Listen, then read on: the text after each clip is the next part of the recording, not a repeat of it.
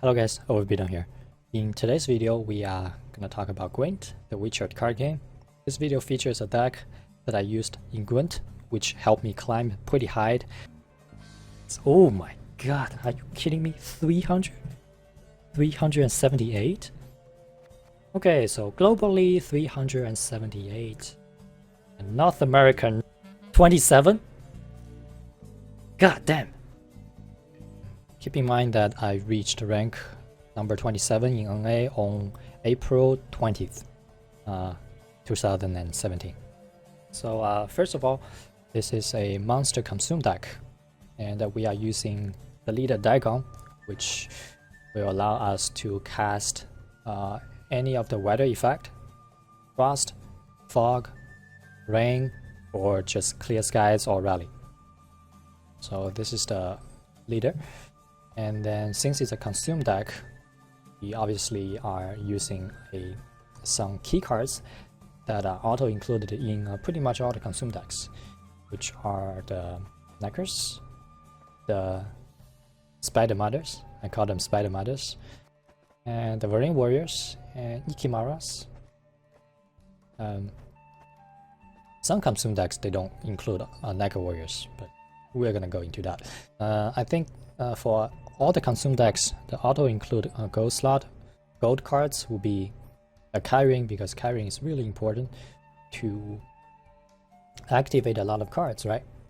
I'm talking about consume something and then to summon little spiders, consume another Necker to summon another Necker, and then also it can hide some strength into himself, because he's a gold card, so he is resistant against Scorch and Igni. So let's say if I have a really huge Rain Warrior or a pretty huge Ikimara that cannot be my carryover unit, I can just eat them, right? So that's the carrying. And then Caretaker is really strong. It's pretty much auto included in all the consume decks. And then the third gold deck is Avalanche. Avalanche is quite important because if we win round 1, we can just throw down the Avalanche to get a card advantage, or just to get one more card, right? And even in round 1, if we expect to play a really long round 1, we can just try to put down the Avalanche to draw more cards. One thing we want to keep in mind when putting down the Avalanche is that we want to play Quones first, then play Avalanche, so that we eliminate the chance of drawing another Quones, right? Because if you draw 2 Quones, that's just redundant. And the fourth gold slot, it's changeable. Okay, it's not non-negotiable. I have Yennefer Calm right now, but I was using Igni. The reason that I use Yennefer Calm instead of Igni is that the higher it goes on the ladder, the harder to get value from Igni, because people will pay more attention to play around Igni. So it's pretty hard to get value. And then if we take a look at my win rate, I have a pretty good win rate against all the factions except scoia'tael, and then Igni is pretty bad against scoia'tael. So just to help my weakest matchup, Yennefer is better than Igni. However, Igni is still a pretty strong, solid card that has some control effect, right? So Kyring, Caretaker, Avalanche, and Igni, those are the 4 gold slots cards, or Yennefer Calm.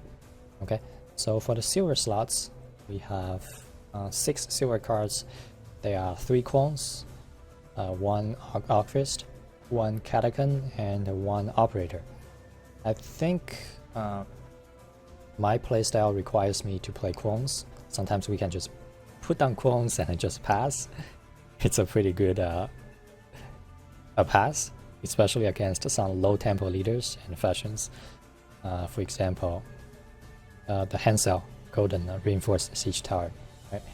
It's pretty hard for them to catch up 20 strength just by casting 2 cards. Sometimes there's another combo is that we can put down Quones and then we put down an Archivist.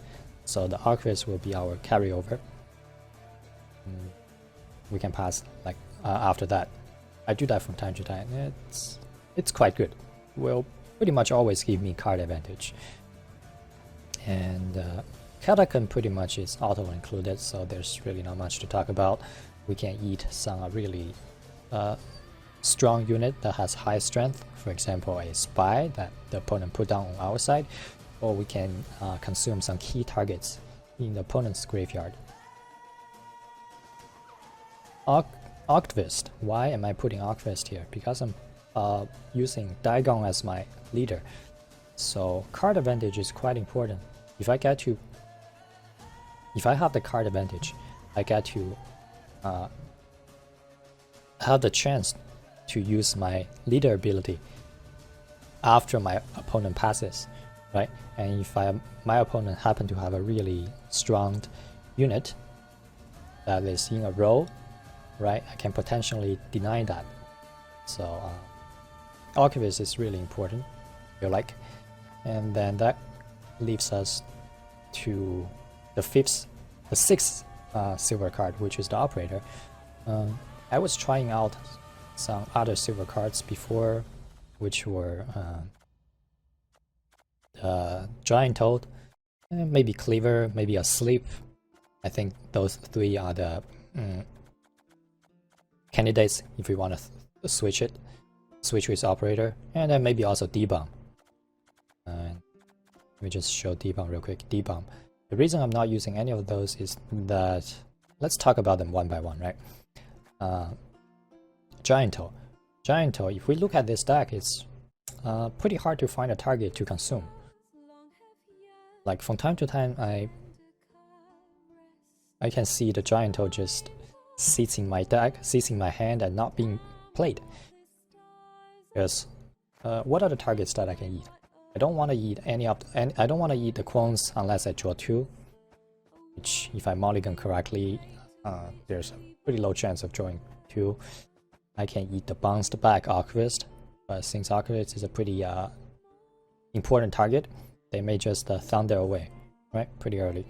So not Archivist. Griffin, I want to use Griffin to interact with opponent's graveyard, so a lot of times I'm not going to eat the Griffin unless I'm in a mirror matchup. Spider Mother, no. Neckers, no. Necker Warriors, no. Brain Warrior, no. If I have 2 Ikimaras, maybe I will eat 1, but what are the chances that I will eat 2? And Catacomb. And so I just can't see a really obvious target to eat. And even I can eat a target, and what am I going to redraw? Like, this deck is not, the thinning mechanic of this deck is not that strong. Redrawing another card is oftentimes not that significant. Although you can argue that you can have a consume effect from hand, you don't need to have anything on the board to activate a consume effect.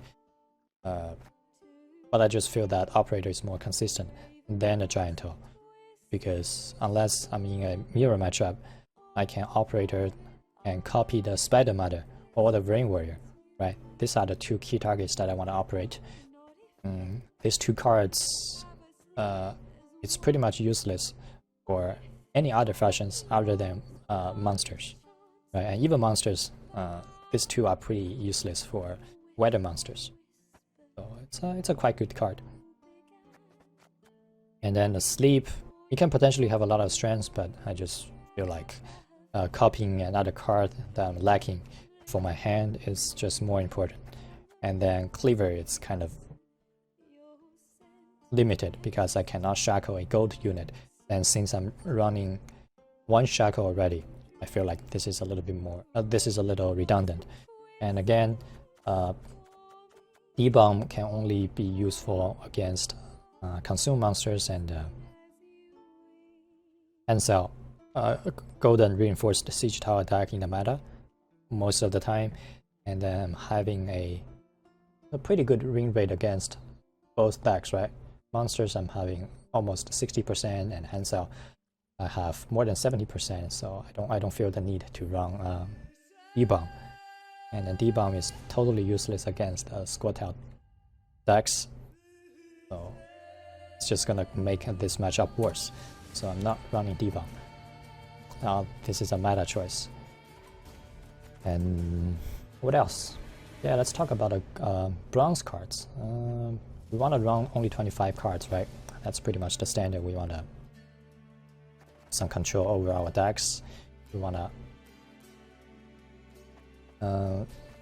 The interesting thing is that I'm running one Griffin to interact with the opponent's graveyard. I feel like it's quite important, especially against well, not against many fashions, right? Pretty much all the fashions I have 1 or 2 cards. I have some key cards that I need to deny from the opponent's graveyard. I'm talking about if I'm against scoia'tael, I can steal the Scorch. If I'm against a Hansel, I can steal one of the reinforced siege towers, or some other key cards, right? King of Beggars.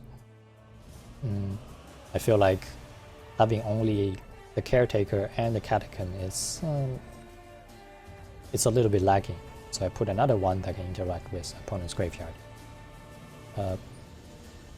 We are only running one Necker Warrior. The reason is that there are some decks, Consume Monster decks, that don't even run a single Necker Warrior, because the Necker Warrior, the key target that the Necker Warrior needs to hit is the Necker, right? You can make the argument that we can put 2 more small spiders into the deck, and then once another spider spawned, you can summon 2 more. I just feel like this card is not that consistent, and I can't cut another bronze card to put 2 Necker Warriors into the deck. Plus, a lot of consume decks that even don't run a single Necker Warrior, because with this many consume effects, in round 2 or round 3, the Neckers can easily be +9, +10 strength, and a +9, +10 strength Necker, a bronze card, is quite good by itself already. And so that's that. Then, because we want to scale up as much as possible, we have 3 Spider Mothers, we have 3 Rain Warriors, we have 2 Ikimaras, so that we can have more chances to have a big carryover. One Shackle is really flexible, you can deny the key targets, and one First Light. Although my leader is Daigon, I still want to run one more First Light, because if I faced against any deck that has any weather effects, having only the leader ability to cast Clear Skies, it's just not good enough, I feel like. Let's say if the scoia'tael player somehow to play a weather effect, they can always recast the weather, and if I do not have a First Light, I just automatically lose to them, right?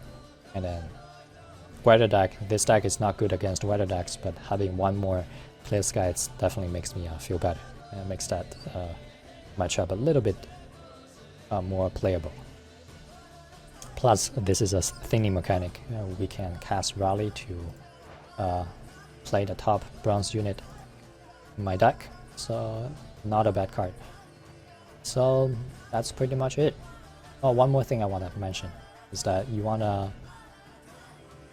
use a consume effect first before you drop down a Necker, right? Necker has initially 3 strength, and a lot of things that can kill the Neckers straight up.